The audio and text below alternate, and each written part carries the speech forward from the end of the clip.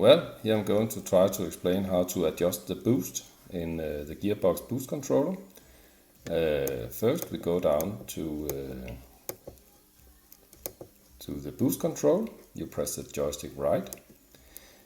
Here you get into where you have some different options. You have the TPS versus boost. That's what you're normally going to use. That you want to boost to rise the more throttle you give the engine. If you press the joystick right here, you get in that you can save the changes, but we don't want to do that now as we haven't changed anything yet. If you press the joystick one more right, you get to 0% throttle position. Here I have set it to 1 bar. That's a little bit too much, but that will only close the vanes. That doesn't do that much.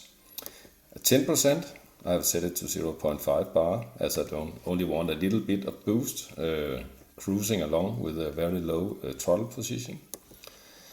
Here I have actually done that until we hit 50% throttle. Then I start rising the boost. Here I have set it to 0.6.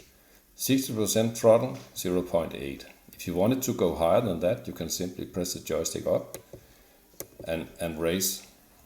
You don't have to save anything right now, or you can't.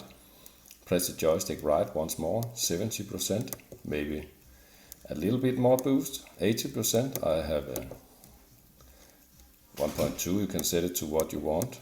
Let's say you really want the boost to come on right now, 90%, a little bit more. At 100%, we really want to have a high pressure, maybe 1.5 bar. What we do now, we go back, down, press the joystick left until you go down to 0%. Next time I press left on the joystick, I can save the changes. I press down on the joystick and the changes are saved. What actually have happened now is that we have different boosts at different throttle positioning. If I go to live data, press the joystick right. If you press it right one more time, you get into the boost menu, or where you can actually following what is happening.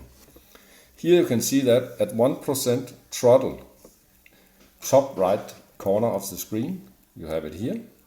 You see that with 1% throttle, I have, or I want to have 0.95 bar. I don't have anything right now. You see that the boost is 0 and the EGP is 0.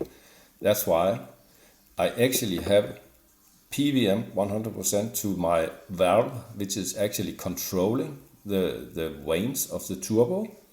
It's 100%. It tries to close the vane 100% fully to get the EGP to rise.